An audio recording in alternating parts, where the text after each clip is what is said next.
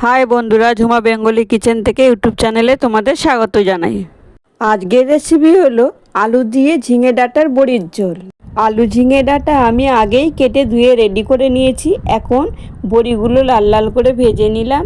এখন তেলে দিলাম পাঁচফোড়ন আর কেটে রাখা আলুগুলো আমি দিয়ে দিলাম। কিছুক্ষণ নেড়ে চেড়ে একটু ভেজে নিলাম। এখন লবণ, হলুদ, আদা, জিরে, কাঁচা লঙ্কা বাটাটাও আমি দিয়ে দিলাম। দিয়ে কিছুক্ষণ নেড়ে চেড়ে মশলাটা কষিয়ে নিলাম। মশলা আমার কষানো হয়ে গেছে। এখন ঝিঙে ও ডাঁটা দিয়ে দিলাম। এবার আরও 5 মিনিট আমি নেড়ে চেড়ে নেব।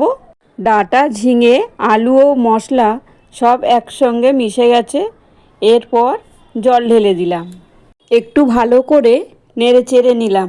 এবার ঝোলটাও ফুটে গেছে। এখন ভেজে রাখা বড়িগুলো আমি ঝোলের মধ্যে দিয়ে দিলাম। এই গরমে এইভাবে ঝিঙে ডাঁটা বড়ির ঝোল বানিয়ে খেয়ে দেখো, আর কেমন লাগলো কমেন্ট করে জানিও বন্ধুরা।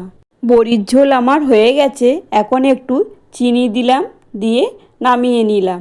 রেসিপিটি ভালো লাগলে একটা লাইক, কমেন্ট ও সাবস্ক্রাইব করে দিও। দুপুরবেলা গরম ভাতের পাতে ঝিঙে ডাঁটা বড়ির ঝোল হলে আর কি চাই বলো। তাই বসে পড়লাম ঝিঙে আলু বড়ির ঝোল দিয়ে। এখন ভাত মাখাচ্ছি। দেখো বড়িটা কত সুন্দর সিদ্ধ হয়েছে। আজ এই পর্যন্ত, ফিরে আসছি আবারও এক রেসিপি নিয়ে।